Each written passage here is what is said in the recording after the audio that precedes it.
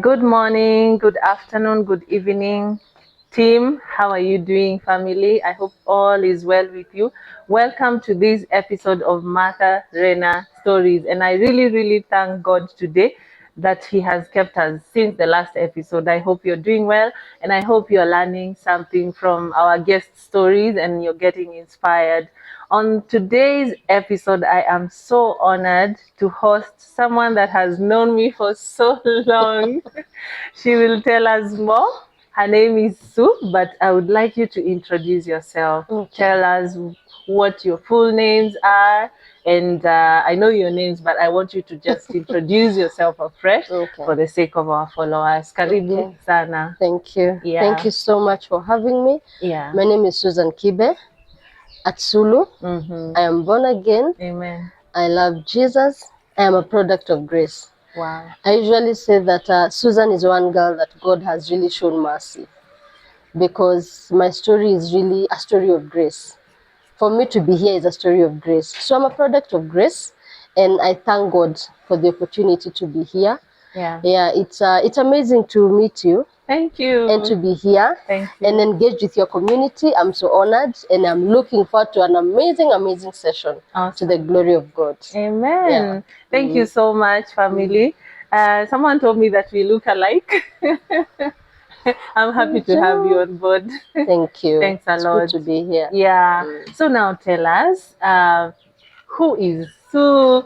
Where is Sue coming from? Where was she born? I really love starting with someone's story from when they were born because there are many things that happen in our childhood that shape our adulthood. That's true. So either positive or negative. That's why I really love sharing people's stories from the beginning. So who is Sue and where was she born? Amazing. Yeah. So Susan is a girl that was born in Nyeri. Okay. In a family, I have 3 siblings who are all boys, men. Oh, what did I call them? Boys, men. So I have 3 brothers, and I happen to be the last born. So I'm born and brought up in Nyeri, schooled in Nyeri, primary, high school. I came to Nairobi when I was joining campus. Okay. And to the glory of God, my parents are still living, and they have raised us well. You know, I was raised in a staunch Catholic family. Wow. Staunch as in staunch. Staunch that if you go to Nyeri town today and walk in the cathedral in town, ask about my parents, you will be told.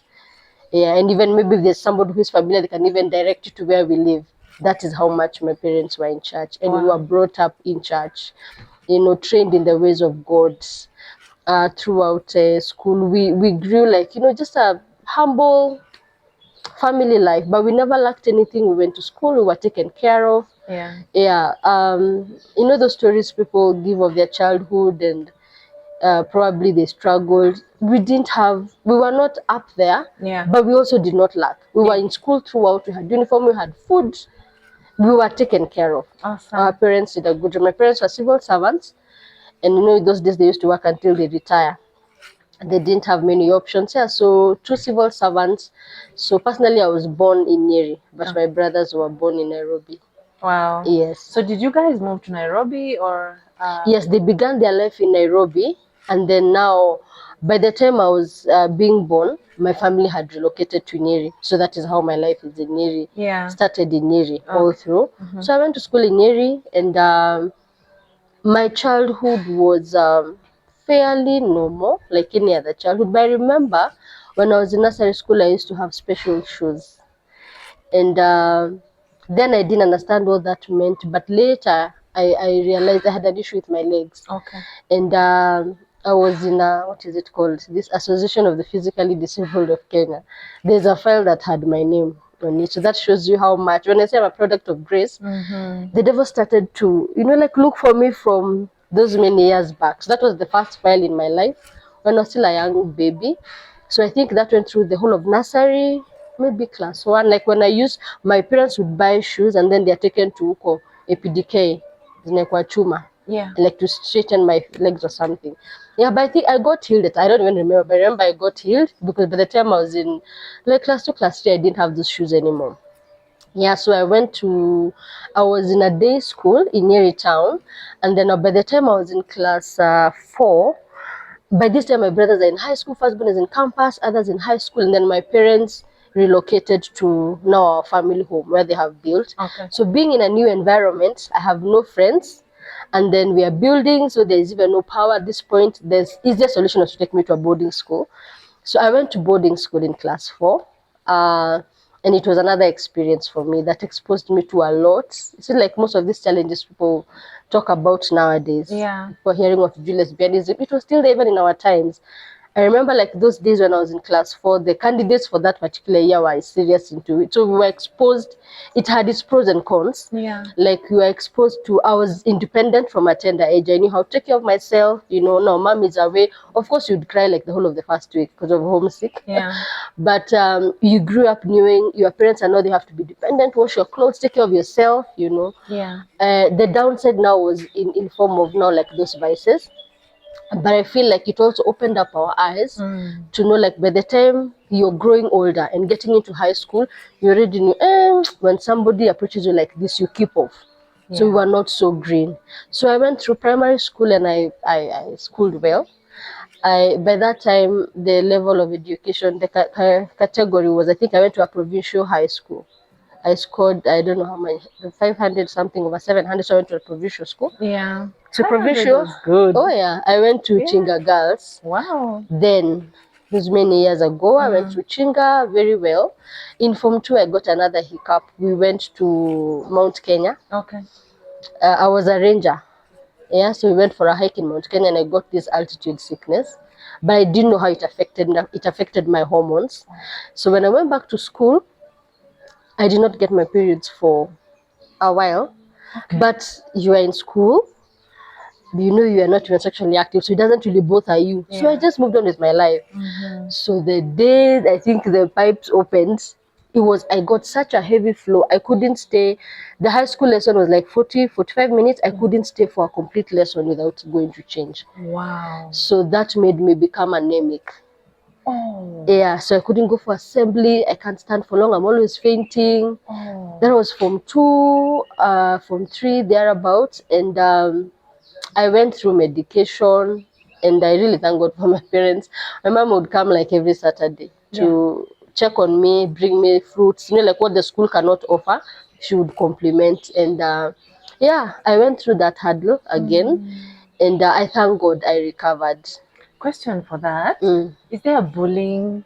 Do people understand you when you're going through these challenges, these hormonal challenges? Do you have a support team, or are you a loner? How was it? I think for me, God favored me. I had a support team. Yeah. And I think even how I started to, like love working with people who are born again. By that time, we used to call them CU in high school. Yes. The people surrounding me were CU people. I had a few friends who would check on me, just read me scripture, because it was a very lonely season. Like people are in class, you are sleeping in the dorm alone. So yeah, I had company. I was not alone. I wouldn't say I felt so off. Okay. Yeah, when they knew what my issue was, I had support. Yeah, I was surrounded by amazing friends who would come pray for me, read me scripture, encourage me. Yeah. Awesome. Yeah. Awesome. Yeah, it was not a lonely journey. For how long did you suffer from anemia? I think a year or a year and a half. Like I remember the whole of Form 2. That's like maybe a year. By Form 3, like halfway, I was okay, and my life was back to normal. Yeah. And I completed. I don't know what happened in high school. High school was just an average student. I usually say I don't miss high school at all. Maybe it's because of that experience. And I realized I think I still have trauma. Okay. Because the other day somebody mentioned about hiking Mount Kenya. That thing just going me. I'm like, I wouldn't go to Mount Kenya for anything. Yeah. Yeah. So I completed high school well, and performed average. And I wanted to pursue law. But my parents wanted me to pursue IT, so we were there.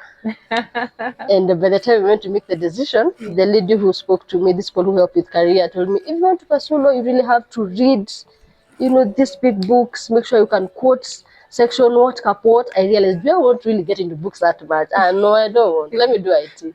I've been with computers, so that's how I landed into IT. Okay. And my parents supported me. I had not done very well in, I think, maths. So our time there's something that used to be called bridging, so that you bring your grades up. Because I think I scored a C plate.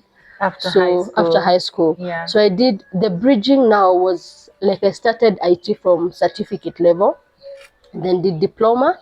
Then from there, you joined second year. Correct. Yeah, so I joined second year. I was in JQuat, and the campus was good. No adventure. I was just this okay girl. So I finished and graduated, and I had a second upper, a BSc Wow. IT, and I worked in IT like immediately. That's what the first thing I do. For this internship. So after internship, you just like slide into the system. Yes. Yeah, so I was in IT for a year or a year and a half. And I think in the course of now the job, that is where I got a setback that I don't know, I think maybe it even affected my career because I never turned back. Okay. I didn't go back to IT. So when I was on attachments, that is the internship program, I used to live in a place called Kino. Yeah, so when I was working in the IT industry as an intern, I got a major setback that affected how my life turned after that, because I was sexually assaulted one morning when I was going to work. I used to live in Kino, and I used to work in Upper Hill. Oh. And I was in a morning shift. I would get in at 6, leave at 1. So for From me, Kino, you have to be in Upper Hill by 6. yeah, by 6 in the morning. That is Yeah, early. yeah. So you have to leave before 5 or 5? Around 5. You see that time at least there is no traffic. Yeah. So at least if I leave my house around 5, I join up with my friends in town at 5:30. Then I will go together. Okay. So I'd gone for I think a week. Then on the second week, one morning I was assaulted, and I got strangled. So I passed out. Where were you?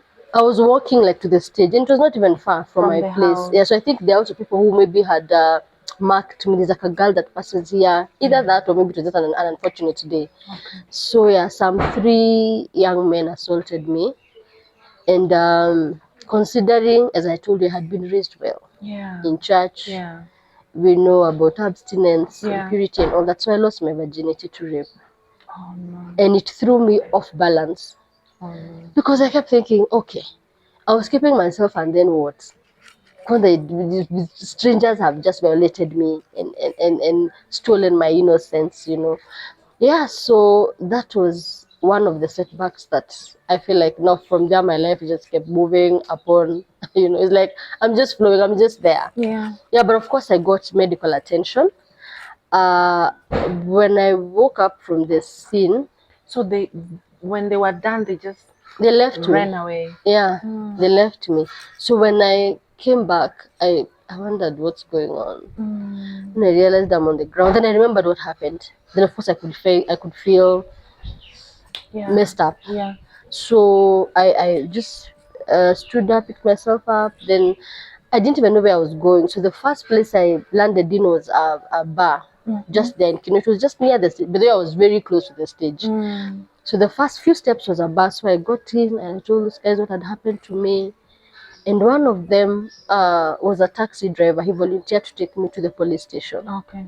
So he took me to the police station, which was now near where I was living. I recorded a statement, and then they told me I need to go to hospital. So I went to Nairobi Women's Hospital. So this guy, the cab guy, was very, very kind. He asked me, "Are you okay?" I'm like, "I'm okay." At this point, I also feel like maybe I don't even trust you. I feel like I don't trust anyone at this point. Yeah. So I told him I'm fine. So I just changed the clothes that were on top. Then we packed whatever was there. Then because of evidence, then I went to hospital.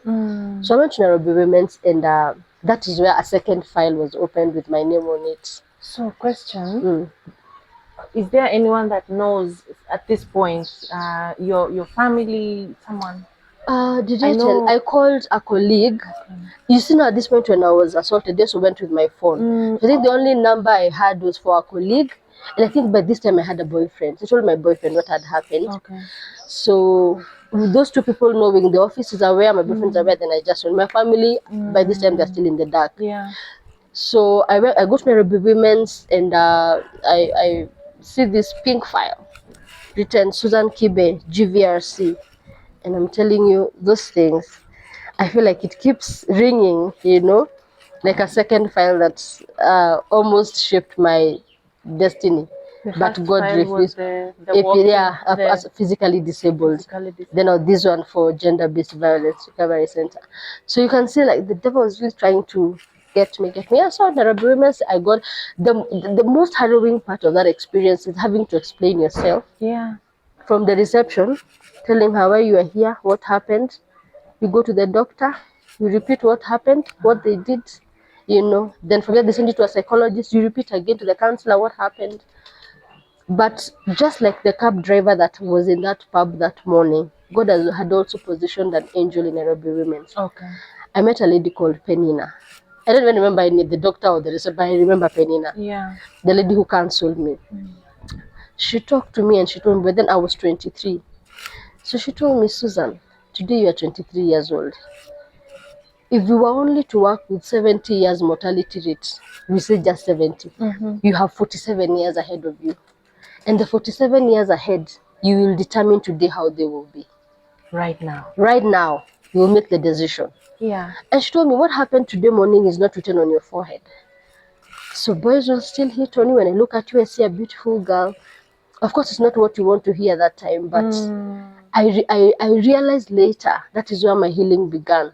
I had to make a decision. Yeah. Yes, of course, I went through the medication treatment. I think it's like 6 months and counseling. And by the grace of God, I was okay. I didn't contract any disease. I was okay. Yeah, like physically, I was okay. But you know what happens? I think they don't treat emotions. Once you are negative, you are not pregnant, that's it. Go. Yeah, go face the world. Yeah. So because the emotions were left wounded, I think as soon as I finished medication and now I'm back to work, of course I didn't go back to that place of work. I felt I can't work there anymore. Yeah. I feel like they didn't care. They didn't even come to see me in hospital. I just felt I can't go back. Yeah. So I got into serious alcoholism and partying. I needed to numb the pain and I needed to also validate myself. Okay. Like somebody would ask me out, it made me feel good. Yeah. Yeah, I can't even recount what happened, where I had a good experience, no, but I just needed that validation that I am still okay. So I got into serious partying and alcoholism, and then at 25, I got pregnant. Okay. And I conceived my son. That was another identity crisis for me. I'm like, wait, how am I raising this child alone? Because now the man who was responsible then was not ready for responsibility at that time. Yeah. And now considering where I'm coming from, I don't know any other way. I know you raise your child, take care of your child, or this has happened. Yeah, so now I became a single mom and I was really fighting with identity. Yeah. Oh my goodness. So when you're a single mom, people look at you funny. Yeah. People are wondering, what is it? What is wrong with your morals? That's true. Yeah, but all this while, one thing I'm very grateful to God for, I've had an amazing family. Even in my seasons of mess, I have had an amazing family. Awesome. My parents, now this time my mother would be sent to come and visit me. How is she doing? All that. First, by the time I was putting to birth, my mom came to stay with me. The final days, got me from hospital. We stayed a few days. Then I went home, up country, where now she took care of me throughout the maternity 3 months. Yeah. So yeah, I raised my son. But I always say, the first 4 years of his life, I was not present. And it's not something I'm proud of. Yeah. I felt like I was an absentee mom. I was there because I was staying with him. But this time I have a house help. I've come back to work. Also, when I changed my career, I went into sales. Okay. I went into sales. I used to sell Barclay card, then went into insurance, which is what I did until now. Okay. Then I do it independently. Okay. But now I never went back to IT anymore. So I raised my son. The first 4 years I was just there. Yeah. I'll provide, I'll parent, I'll buy food. But of course, after maternity, I went back to, after not maternity, after I finished breastfeeding, the weaning has started. I'm not breastfeeding anymore. Okay. Like after a year, I went back to the club. Partying, alcoholism, life continues. Because now I'm also fighting this thing of how am I a single mom? I feel like my life has been messed up. And then how you got messed up, you know? Yes. And I still feel like, no, somebody just messed up my life. I was okay. Yeah. Until now this happened, and then now, because you see, it changes your life totally. Yeah. Now I can't make the decisions I would have made before. Financially, I can't even spend my money how I used to spend before. So yeah, may I continue with my life. I was like a party girl. I'm out there, you know. But I had a very amazing. God knows how to balance these things. I know. I had such an amazing house help. My goodness. Oh my goodness. Those 4 years. Yeah. I think she stayed with us for 4 years. Yeah. And she came and she was so green. Yeah. We taught her everything. Yeah. She would even tell me, she was called, I can't remember her name. She would tell me, Mom, I think today the baby is not feeling well. The baby is not playing. And I'm like, does he have fever? By this time, maybe I've gone to work. Yeah. Because maybe I woke up early. And she would tell me, maybe he has fever. I'm like, go to hospital. Then I join them. When we go to hospital, if it's not serious, we are treated, we have medicine. They go home, I go back to work and back to my life. You know, that was our life. But I thank God I have been able to mend that relationship with my son. Oh my goodness, now we are best of friends. He's my bodyguard. Wow. Yeah, so I raised my son, and when he was 4 years old, 4 going to 5, by this time I'm still working in insurance. So we had sponsored a golf tournament the company was working for. And so I was on duty at that particular place for I think like 3 days. So in those 3 days, this company that had offered, were doing events. Like they bring you tables, and the ones, are you okay? Do you need anything? And so in the process of this, the person who was helping us a lot, or maybe was very frequent, is the person I noticed. So we became friends. So after the golf tournament, we have exchanged. A man or a woman? A man. Okay. A certain man. A man of, I don't know why he was a man of God. Okay. We exchanged contacts, and now we became friends. So by this time, I didn't even have any problem with that relationship. I think that part of me, I would say, had healed. Like I can be with someone. Okay. But my life, I was still trying to find myself. Okay. Yeah, so I meet this guy, we start talking, we are becoming friends. I think after months, did you even clock a year? I doubt. In several months, we have become friends. Yeah. And now we have decided we are doing this thing. Let's start a relationship.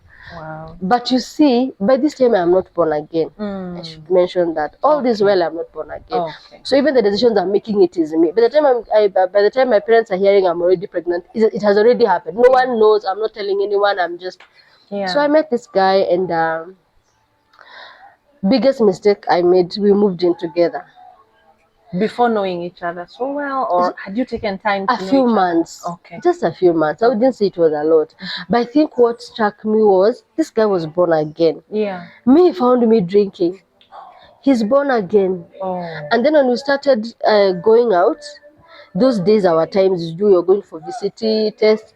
We are both okay. Yeah. We are good. Yeah. We can have a relationship. Yeah. So in my head, I'm thinking, even God is just merciful. Yeah. Me, the kind of life I have lived, and then he has brought me a man, a born again man, handsome, clean. We are hitting this thing. So we moving together. Yeah. Biggest mistake I made at that time, and nobody knows. They learn about it later. Yeah, that was the biggest mistake I made because I didn't consult anybody. I didn't consult. Yeah. Nilikuwa tu na flow. Yeah. You know. Yeah, so we moved in together, and so now we're living together.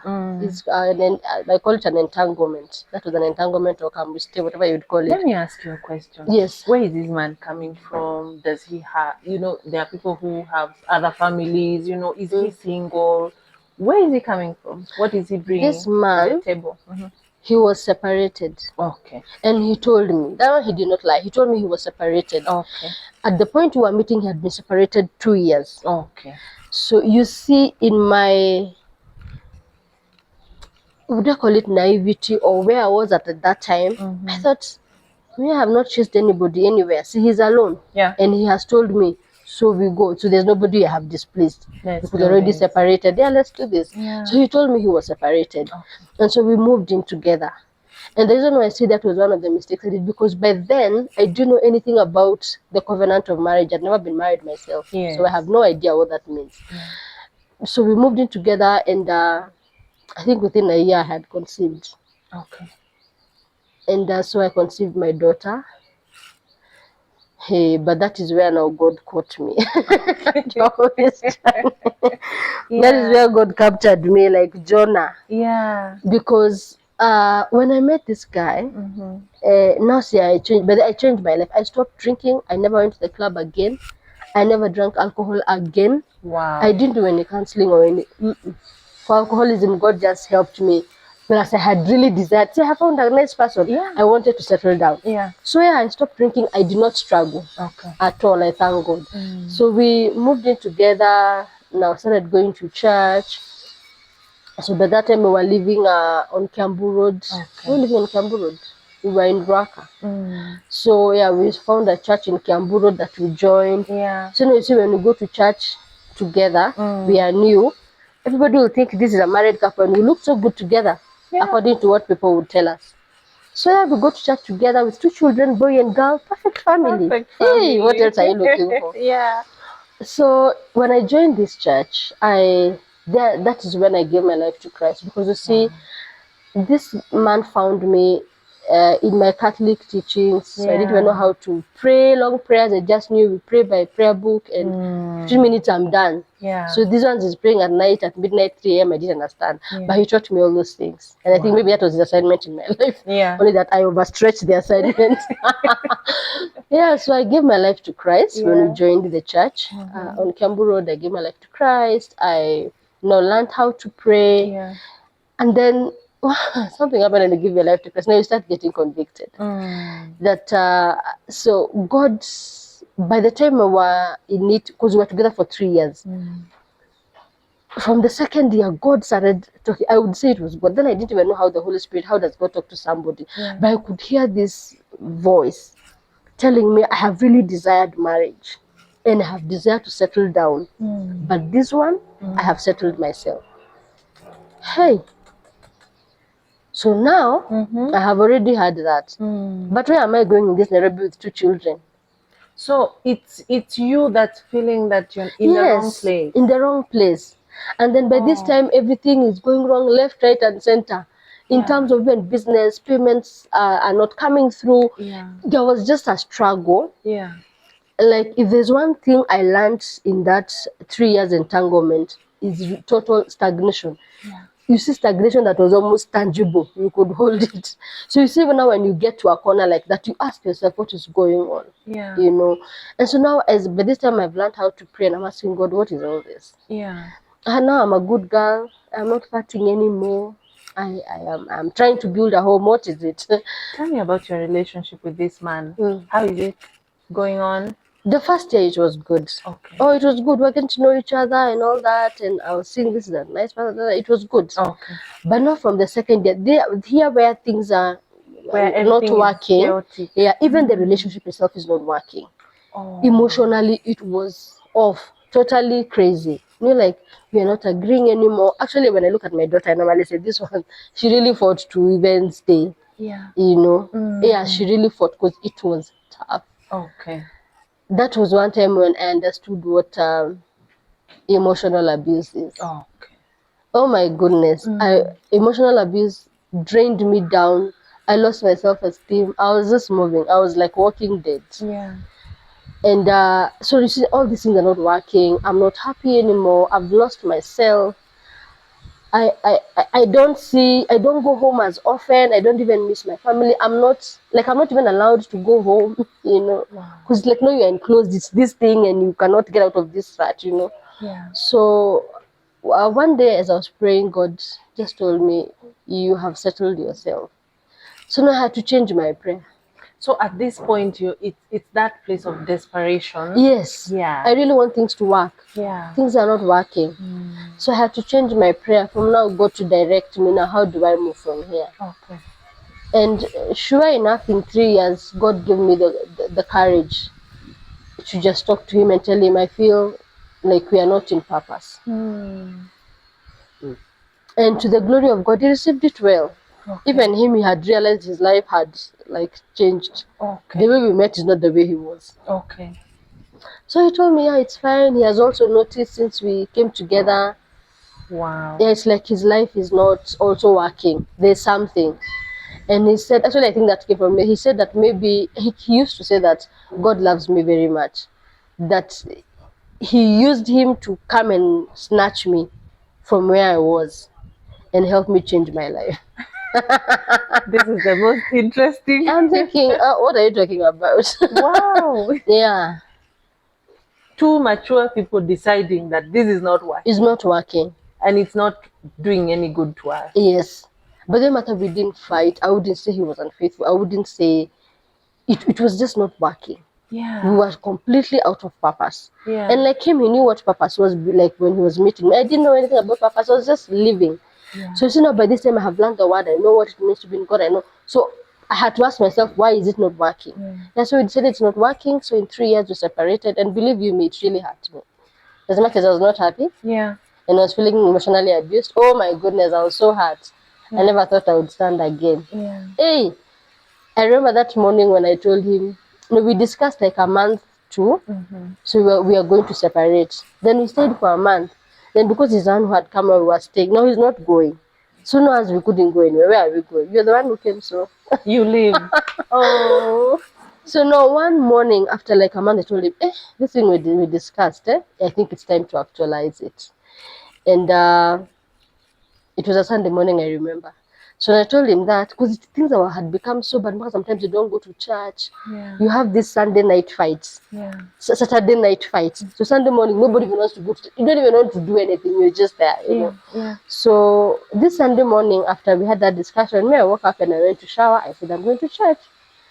So when I went to prepare to go to church, as I was in the shower, I just had the car drive off. And that is how he left. My goodness. Yeah. So I feel the pain I know. already. That's what hurt me. I wondered, was it supposed to be like that? Oh no. We were not arguing. We didn't fight. What is it? That is how he left, by the way. Tell me more. Do you try to call him? No, I didn't. Just like that. I didn't. I just broke down. I really cried. Oh my goodness, I cried. Yeah. And then by that time, Yeah. where I was going to church, I texted the pastor's wife. I told her what had happened.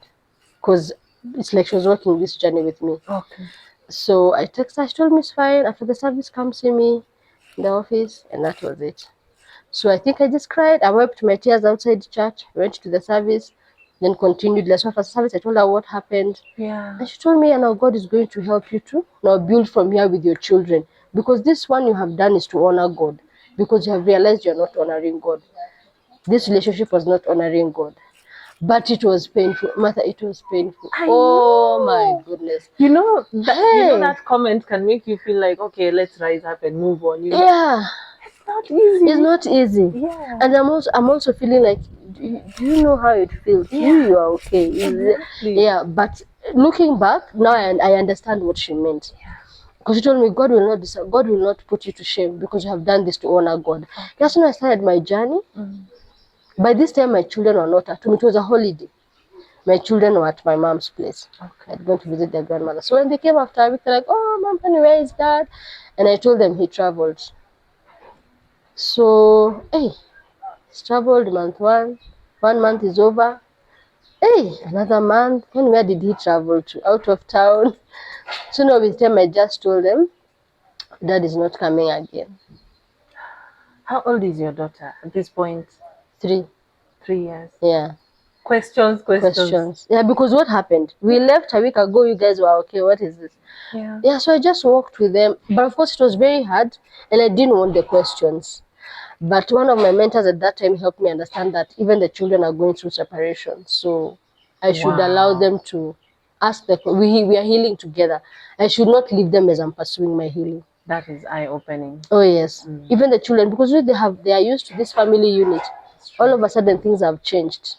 Yeah, so we continued with my children with the healing journey, with the questions, helping where I can. And of course, remember, I have a very supportive family. Yeah. So during the holiday, the children will be with Shusho. They're showered with all the love and all that. And yeah.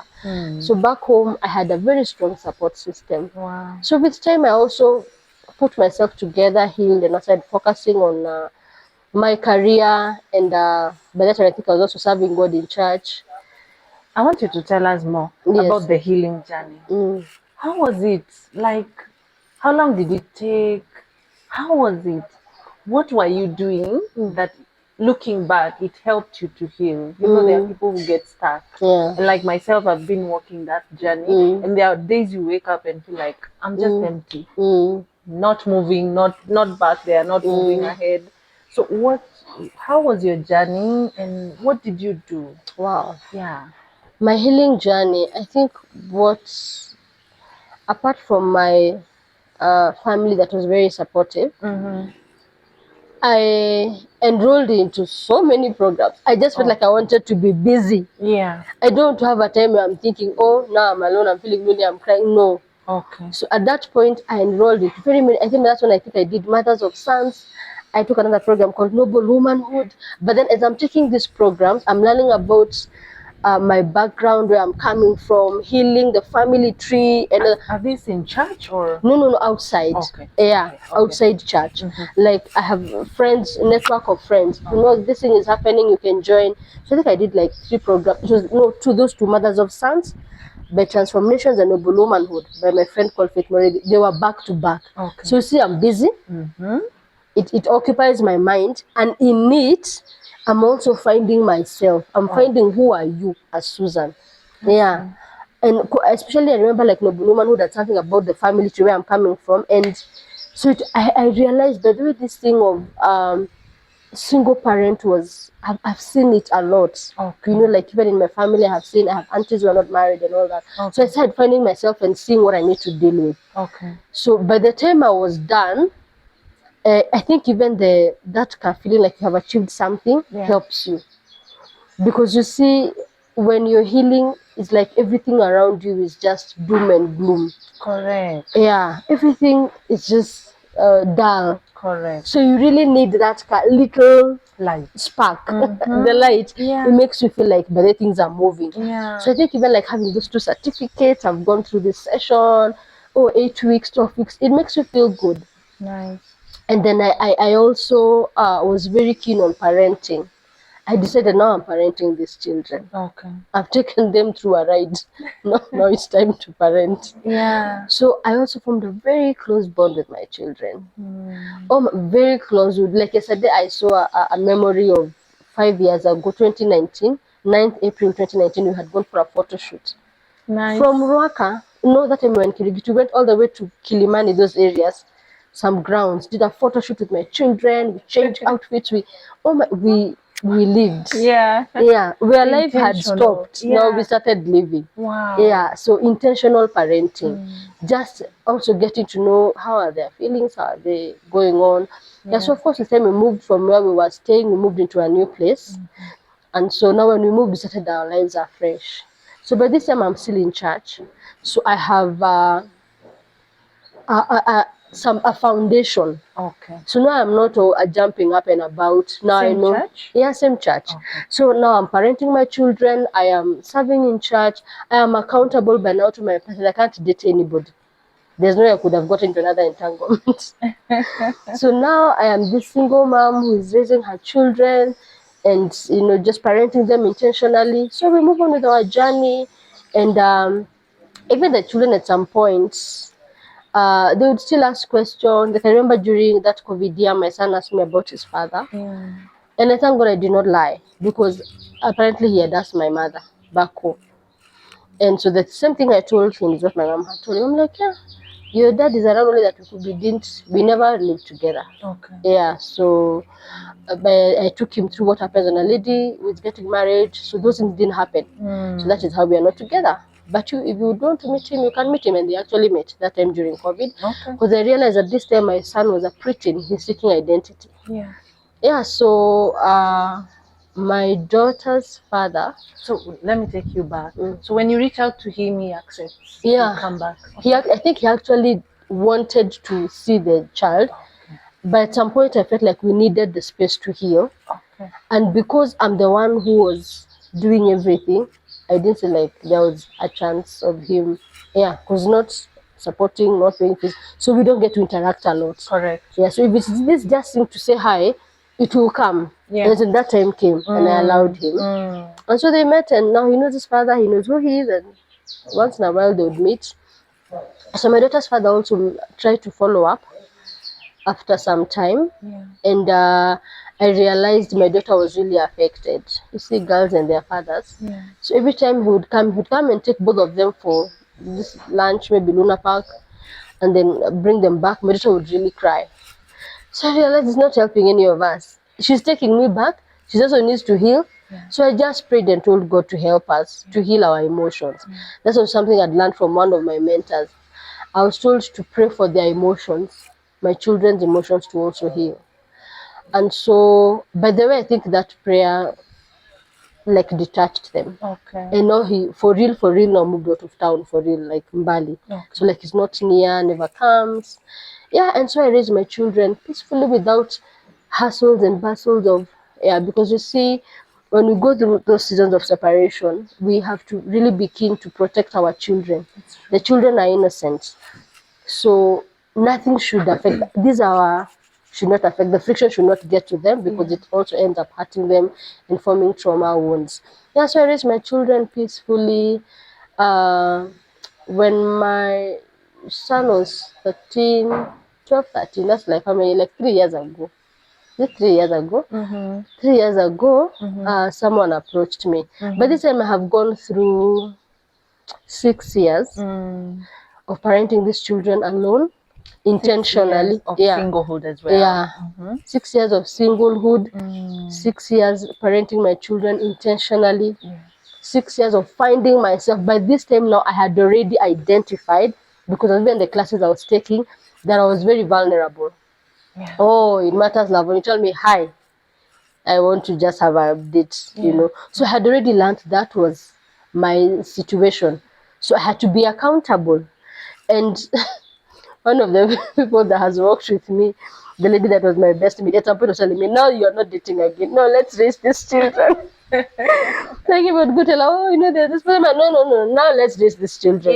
Because they're already seeing how this will end up, you know. Because I think once now the healing happened, at the back of my mind, I still really desire to have a family where the children have that. Especially my daughter outside being in Disney, she needs a present daddy. You'll hear the way she's talking. But every time I mention the dad, like sometimes when she was angry, I would ask her, should I call daddy? We should say no. And I realized that prayer was answered. Oh, wow. And because I know I'm not going back, now we are trusting God for restoration in His time and the best way. That's why I raised my children for 6 years intentionally parenting, you know, loving on them, making memories, creating bonds. It also brings a lot of healing. When we are able to, we'll sit down, have one pizza and laugh and, you know, just have a good time. So after 6 years, a man who was a widower in the church where I was in approached me. And of course, it was not easy. Because he lost the wife in this church. I was in this church. I knew the wife. So how are you approaching me? What is this? Knew me and X. Yes. The church knew me and the way I came, and then how I have been, and then how do you come and ask me? So of course, it was not an easy decision. But I remember going into prayer. Because he said he had prayed. You know, when you're in church, you also have to be very careful. He told me when I need to pray and hear God for myself. And I was asking God, what is this? I feel like my mind is not clear. And God just told me to allow my heart to learn the man. You know, just learn the man. Probably what you feel, the noise you're hearing is not even him.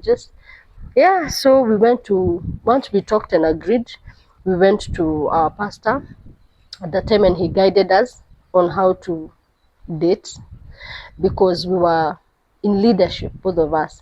So you also can't start dating anyhow. Meanwhile, this man has just lost the wife, I think like the other year, this even after a year. So, and I kept thinking, have you even healed? I had all this. But I realized when God brings something in its time, it's like it comes as a package. So this man had lost his wife and he was a widower with 5 children.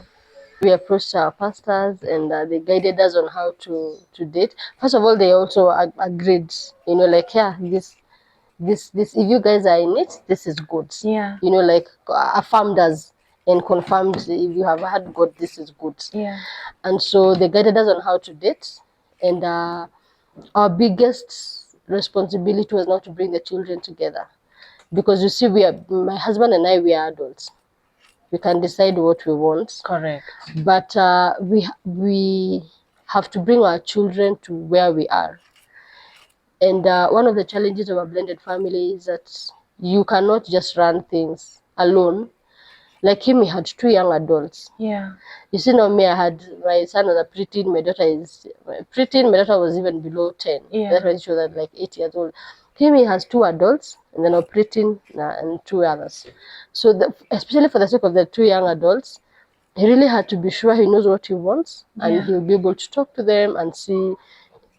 If they tell you that you know you will just take time, Yeah. because you also can't force them into it. You have to involve them. You have to involve them. So of course we also did it with a lot of prayer. Now that we decided we are doing this, Yeah. may have gotten peace and confirmation from God. This is it. He also has peace and guidance. This is the woman who will help me raise these children. So now it was children. We worked on our children for a year. We take them out for lunch dates Together. yeah. Okay. During the holiday or maybe a break, they would come to my house. The ones who are maybe not in school come to my house. Then when schools closed, they would come, all of them. So we'd have the children. So just getting to know each other, know how they are, you know. But something amazing happened with his children. Mm-hmm. His children now. The baby that had been left by their mom, who was 3, was very close to the mother, by the way. Oh my goodness, he was very close. I really used to call him the mom's handbag. So even him was one of my fears. Like, will he accept me? Okay. Will he accept another mom? So it happened that one day when he'd already started dating. So I'm chatting with my husband on WhatsApp, and the way you would click on a photo, it pops up. Yeah. This boy says, and I have that recording until today, he says that, Daddy, mimi ataka mami yangu ingine. Then by this time, which was after I think the burial, for some time, they still had the portrait of the late mom. And he would say, mi ataki mami akata kuamka. The mom was Tanzanian, so they had a lot of Swahili. Mi mami akata kuamka. Mimi ataka mami yangu ingine. Mimi apenda. He has never met me. Oh. And he grabs the phone from the dad and kisses the photo. Of you. Yes, of me. Wow. And from the day he was introduced to me up until today, he has always called me mom. He received me from the word go. Amazing. That was one of my biggest worries, the small one. The young ones as well, they had their own encounters, and the one I experienced was my second-born daughter. Yeah. We had gone to their school. She was in high school in Chuka. And so they give us a few minutes with our children, and I'm seated with her and my husband in the car. So she's in the middle. So she says she had been having a lot of visitations, thinking about the mom. So we just prayed with her and encouraged her. And then she said, Daddy, 2 weeks after the burial, I had a dream. And I saw that you had remarried from church. And so by this time, we all wondering, what is she going to say? Yeah. What comes next? Yes, the dad asked her, so what did you see the face? He's like, yeah, I saw the face. And it was Mama Kibe is me. Wow.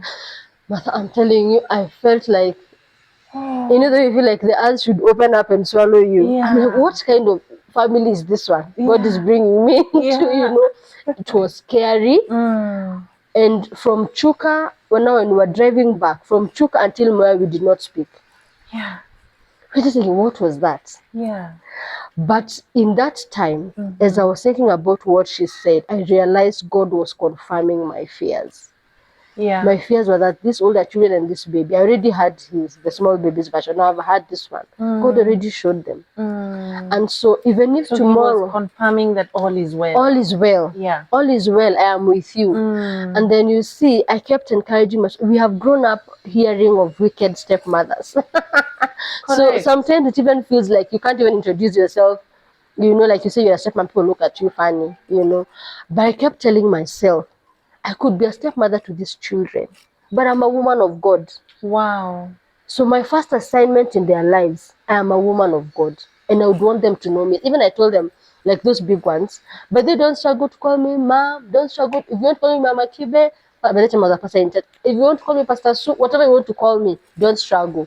So of course we have gone through those seasons, and by now I think everybody calls me mom without a struggle. But we worked for a whole year just trying to bring the children together. Like they come spend time with me and I understand them. Even like these big ones, engage them. So this was before marriage. Yes, I love that. that was our dating. That was your dating. That was our Blending the dating. children. Blending the children, because that is the biggest, Wow. the most work. Yeah. Because you know, this, as we adults have already decided we are getting married, we are doing this. Let us come together, we raise these children, and as we serve God and keep each other company. Correct. You know, but these children, they have not lived together. Yeah. At come they just spent hi, you know. Yeah. So that was the work. And by the grace of God, He has helped us. This is, I think, the 3rd year now. Wow. And I can say restoration is beautiful. Wow. When God changes your garments, because me, I say I'm a testimony of beauty for ashes. I had so many ashes. I don't even think, sometimes when I sit back and I wonder, gosh, God trusted me with these children. God must really love me, you know. Yeah. So I don't look at it. I always say this, and I don't look at marriage as an achievement. For me, being called Mrs. For me is not an achievement. And I know I did not get married for status. You see, then I was looking for marriage for status, Correct. to fit in. But the way life took me through seasons, Going through as a single mom currently yes, myself, yeah, there are those thoughts that come. oh yes, Like the pressure is too much, yeah, you know. yeah, Why aren't you getting married? Why aren't yes, you moving on? yeah, So you want to just run into something, yes, and for the sake of society, yeah, to answer those questions. yeah. But I like that. I like what you say. Yeah. Just keep going. And that is why I'd said earlier that when it is in God's, anything that is in God's time, Yeah. He makes all things beautiful. Yeah. Because even the challenges that would come now, this sibling rivalry, who has hit who is saying what, Yeah. like God has given me the wisdom, Yeah. to be able to bring this children. By the way, if they stood here today, you'd think they are siblings, like, yeah, Blood mates, siblings. blood siblings. Yeah. Meanwhile, it's just grace that has brought them together, you know. Yeah, so I thank God for the journey He's brought me through. Wow. I thank God for the lessons learned, because but the Bible says that the days, it is written of us, about concerning us in the volume of the books. So if this is a marriage that was written in the volume of the books, I wouldn't have hacked it at 25. That is true. Where I wanted to get in. That is true. Yeah. Yeah. So God had to make sure I am ready. After I have done all the decisions, the things I wanted to do, and thinking that this is the way, and He told me this is not my way for you. And whatever, when God has a purpose for you, it does not matter how far you go. Yeah. By the way, He will capture you. Yeah. And there's nothing as scary as the patience of God, because He'll be patient Yeah. as you wallow in the mud. So then I would not have hacked this assignment. That is powerful. Yeah. So personally, I look at it as my situation now as an assignment. God will ask me, I brought you these children at this age, what did you do with them? Yeah, so it's been a journey. Yeah. They have grown. The baby that was left is now 7. He's 7. Yeah, he's 7. Doing very well in school, and a brilliant boy. And we have not had incidents that would be beyond us. Wow. Yeah, I have never woken up feeling, my goodness, where is this I got myself into? No. Yeah. Yeah, I always look forward to whatever the day will bring. Every new day will have, by the time you have 7 children, and they're all different as night and day, you can expect a lot of different, you know, reactions, energy levels are different, characters are different. Yeah. So God has really given me the grace. When I say I'm a product of grace, I feel like it keeps following me. Yeah. Yeah. Wow, you make healing look so easy. Now tell me, all these seasons that you're going through, very beautiful seasons, how are you handling your heart? How is your heart? Have you healed from, have you completely healed? How, just tell me the journey of your heart. Because I believe everything that happens around us is as a result of who we are on the inside. And yours sounds like a very healthy, emotional state and heart. So tell me about the journey through these 3 different seasons. Yeah. Where I am right now, I would honestly say, in all humility, that from those bruises and scars of the past, I have healed. Yeah. The scar could be there, or maybe when you see something you remember, but I have healed. And I look at that, I make healing look easy. and when I was in it, it felt so messy. Okay. Because like after the separation, you see sometimes you still want, like, you still feel like you want to be in another relationship, but the point where I decided my healing had to be intentional. I told you, I realized I was very vulnerable. Yes. In matters relationships, I was not doing well at all. And so by this time, because I'd also gotten into church and I know God, I had to be very intentional about what it is I want. That's true. And so I had to learn forgiveness, which is not easy. That's it. Oh my goodness. You see, like this morning when my daughter's father left, Yeah. when he left with a car that we had bought together. And we had agreed that this car, because I was still paying the loan, we are going to sell it, pay the loan, and then if anything remains, we can share. Well, this is year 7. This is year 7 or year 8. Yeah. So also that period where now people are calling you for their money and you don't have it, and the car went and you don't have it, and it brings back, like, I really didn't have a problem about not having the car. Correct. You know, but feeling like I felt betrayed. Yes. So I felt like I had to learn forgiveness like a baby, like from grade 1. And it's not easy. Yeah. But I love something my pastor says. Reverend Julian says that forgiveness is remembering without vengeance. Okay. We don't say forgive and forget. Okay. You cannot forget. Okay. But you can remember without vengeance. So I had to learn how to heal my heart. Or sometimes it would be painful. I will cry. As for crying, I have cried. Okay. It's just that God has wiped my tears. Yeah, He really has. I have cried. I have felt bitter, angry. But then I also realized, also as I was taking my journey with God, it doesn't help. I also did a lot of community healing. I also got support from community. Okay. Like, I would find myself in a community of other women who are single moms, other women that have gone through separation and divorce. So we realize our situations are maybe different, but there's like a similar thing. Okay. Then I realized, this one is even bad. This one was physical. Mine was not physical. So I think also when you realize you're not alone, there are other people who have gone through a journey like you have gone through. Correct. So when you see someone that has gone through the road successfully, it gives you hope to, even me, I will rise again. I will also heal. So I have healed, I would say, number 1, by the help of God. Amen. Because even forgiveness is not easy. Boy, it is easier preached and mentioned. It is But when true. it comes to practical, It's work. it requires a lot of work. Yeah, so it's a day at a time. A day at a time. I also had to forgive myself. And as you know what, Suzanne, it is okay. Like after the separation, the entanglement, when I separated, you know what, I know where you blundered. But imagine it is okay. Yeah, you rise up and move on. Yeah. So I don't remain in the mess. Yes, I blundered, I made a mistake, then what? I don't remain there.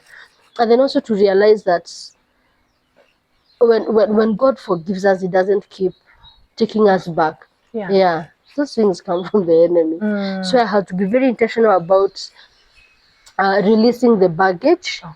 So how did I release the baggage? The communities, I'm telling you, finding a safe space where when I feel like today I want to rant, there's somebody who can listen to me without judging me. So the only person that will not judge me is somebody that has either gone through this journey or somebody that understands this journey. Not everybody will wonder what is the issue. So just raise your child and move on. So you are okay, you can work, But a community, and then also the programs I enrolled in. And then also God, I said God number 1. And then my family. Oh my goodness, I didn't mention when the entanglement ended, when I went home and I told my parents, this is what I have decided. A mother we are told mothers are second to God. It's true. The instinct of a mother. My mother could see I was in a mess, but she didn't know what to tell me or how to tell me. So she was really praying. So when I told her I had made up my mind, it was a prayer answered. Oh, wow. Yes. Nice. So they told me, you know what, we are happy for you. We will support you. You know, we will help you raise the children. Anything. But this time they are retired. They'll help you pay fees. but they are retired. They're Yeah, but as in, retired. don't feel stranded Yeah. to think you will go back. We are here for you. We are supporting you. So I got excellent support from my family, my parents, and my siblings. Awesome. I have had amazing support from home. Sometimes, actually, when I say I was a single mom, I feel like I should not even say I was a single mom because I had amazing support. Yeah. Yeah, I've always had home to go to. So support from home. Then now, once I learned where I am at, what are my weaknesses and my issues, I sought help. Yeah, like I would sit with some, not really therapists, but like those ladies who are running the programs, one of the programs I told you, Yeah. tell her my story, and she would walk with me, things that she can see as a pattern in my life. And so I really had to work on me. It is work. It is like class, Yeah. because there are things you have like to remove, like skills, and yeah, and now start building again. Yeah, I also had to just understand who I am, Yeah. who is Susan, know that she's here with the two children, what works for me, what doesn't work, what do I want, just build myself around a journey of self-awareness. That also helped me through healing and heal the emotional wounds, because the solution is to know there's a problem. That's So there's a wound. How did I get here? This is how I got it. Did it hurt me? Oh, it hurt me real bad. Yeah. But I will not remain on the heart, because if I remained on that early morning in Kino, if I didn't rise up, I wouldn't be here. That is true. After the entanglement, if I didn't pick myself up, I would have said, you know what, I'm even okay. I have two children, boy, girl, I'm okay. Yeah. What else am I looking for? Yeah. But because also now God had an assignment for me that was ahead, which is this one that I am in. Yes. After the tears, after the crying, after the anger and bitterness, I had to again pick myself up. So that's why I say my journey is a journey of grace. It has taken the grace of God, really, to help me just heal my wounds, correct my wrongs, and help me stand. Awesome. Yes. Wow. My viewer, this is an amazing story of God's restoration. How are you doing marriage-wise? How is your relationship? I'm already in love with your life. Oh my goodness, I think Yeah. we just celebrated the second anniversary the other day in March. Yeah. So we are doing well. We are still in this. I always say honeymoon stage. We can work on it to remain forever. It's true. So we are there. Yeah. Like being intentional that we are making this work. Yeah. And you see, my husband had been married for almost, I think, 18 years. Okay. So he's been in this journey longer. So also his maturity, not even as a man of God, as the maturity too, physical maturity, helps to lift me when I'm feeling funny. Correct. And just help us sit down and discuss matters when we don't agree, because we have days we don't agree. Oh yeah. Oh my goodness, it's very healthy. Oh yeah. Like, but then we don't agree on this thing. This is what I feel. This is what you feel. What do we do? Yeah. So I would say we are doing well by the grace of God. Amen. Still learning how to navigate our journey. Yeah. Like in the blended family. And we also both understand that even this marriage has an assignment, that there is another blended family that will look at us and get encouraged. Yeah. There's a lady in church who got married in December and showed me something that was very encouraging. She knew me from Facebook, just Facebook by that time. But she was following me.